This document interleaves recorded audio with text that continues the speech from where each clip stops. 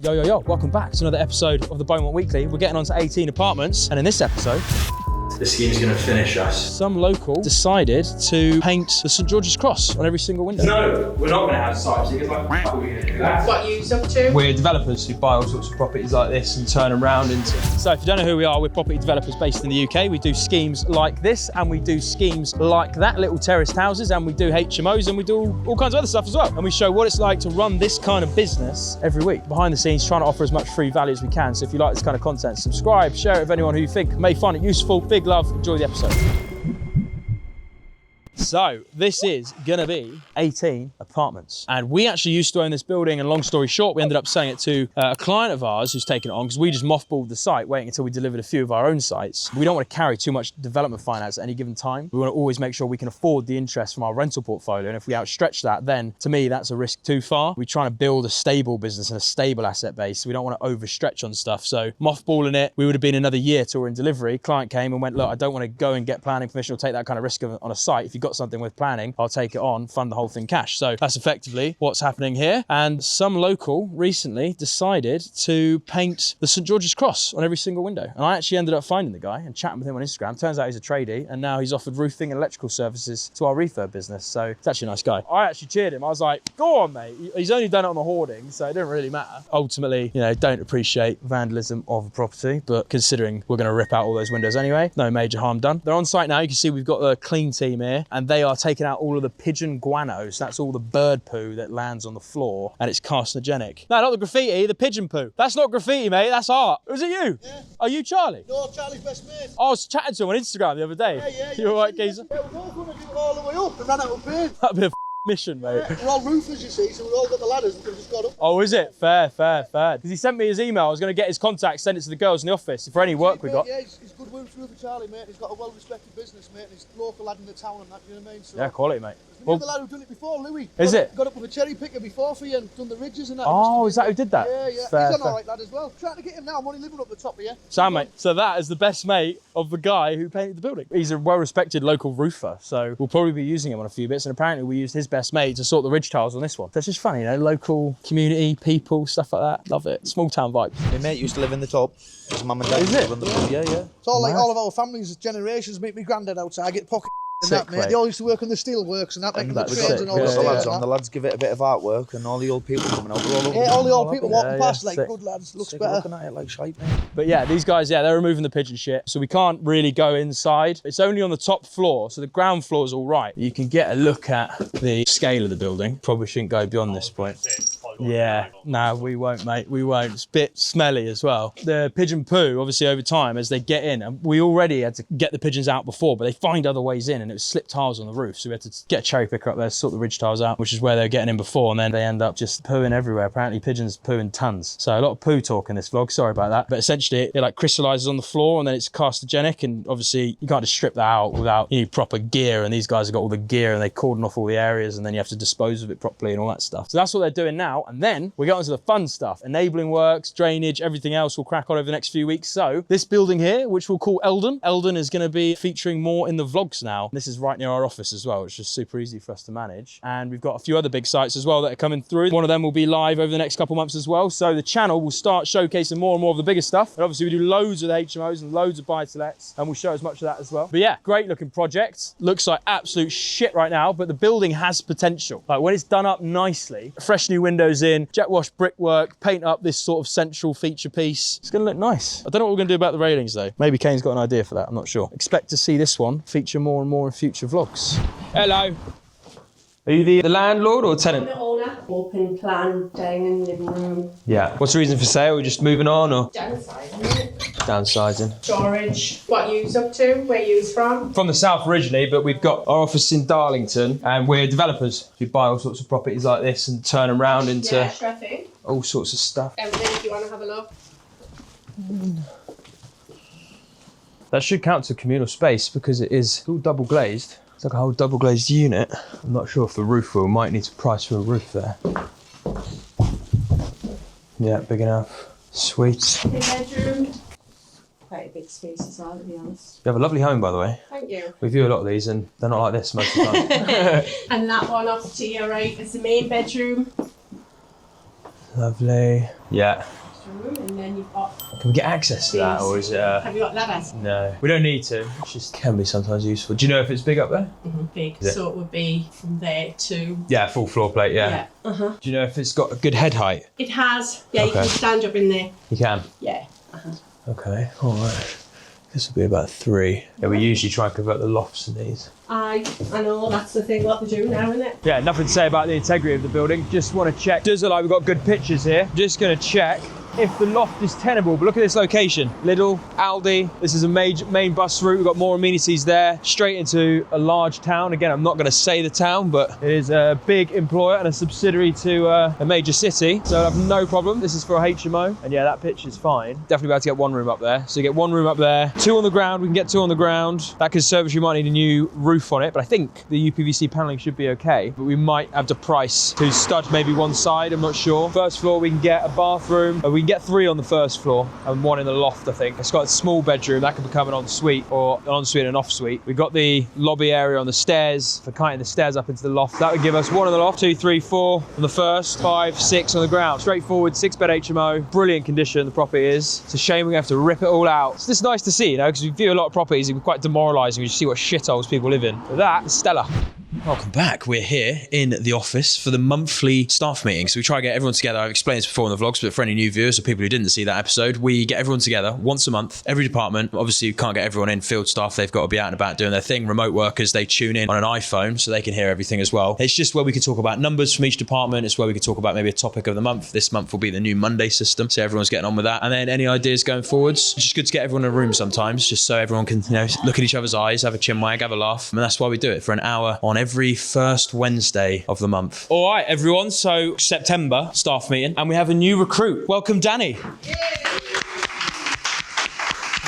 So just for everyone's benefit, Danny will be doing Monday and Friday in lettings, and then Tuesday, Wednesday, Thursday in acquisitions and whatever other tasks we can throw him on. August was a slower month. I think there's, in addition to the holiday zone, I think there's also more technique needed to be adapted by Neil and myself for the follow-up. Acquisitions, kind of going off what Ryan said, there were not only less sales, so less investors to find or give properties to, but also less properties on the market as well. So like HMOs are already quite slow as it was. This month was just really, really difficult. Active sites 18, number of rooms 108. Obviously that's reduced down. Middle's done fully let now, I believe. Really happy with that report actually. The essay and the refurb updates. So Montrose wasn't as good as it had been previously. That's 65% occupancy in August. Pensbury was 72. Same with that one because it's always been like above 80% at least. But then Cobden, 100% occupancy.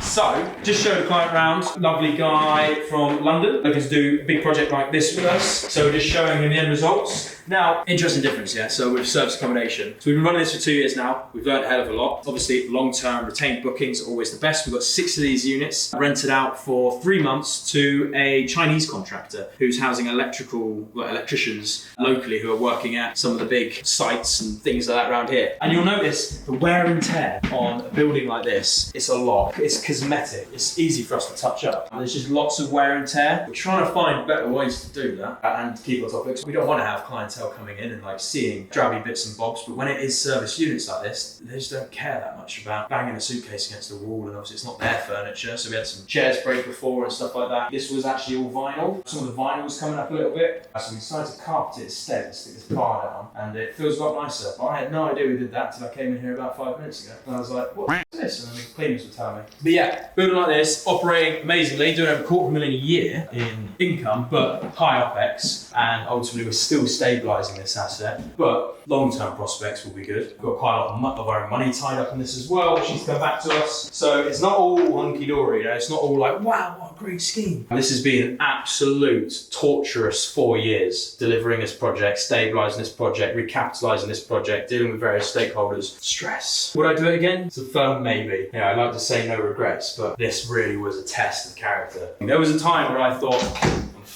the scheme's going to finish us. Because we delivered this through 22 to 23, peak inflation, Liz Truss in Parliament, couldn't refinance it, we had to hold it, we had to introduce more capital, we had to basically build a new floor, and wood was flying up like 300%, and we couldn't even get some of the materials we wanted to get. It was just so stressful. Because of that scheme, we had things where we just didn't know if we could pay wages every Friday to keep the construction going, and we had to take over the construction of this one because the previous contractor couldn't deliver it, and they had big problems internally. And it brings back some nightmares. There was a time where this street's called Northgate. There was a time where Northgate was banned from the office and from the family. Just no one said Northgate. It's like, just don't say Northgate. So we did rename the building the Bowmonts. That kind of gave it a new lease of life. We didn't do that for Vanity. We did that because there's one, it's marketing, and two, there's a really big road out the front here. Thousands of cars a day go past and they see the Bowmonts on the front, and that gives us a bit more local notoriety. And I meet people randomly in shops and people who want to come do business with us, and they go and we say, yeah, we refurbed one of the old Salvation Army building, and they're like, oh, the Bowmonts, oh, that's you guys. And I'm like, yeah, Bowmont, yeah. All those little things help with a bit of local clout, more wear and tear.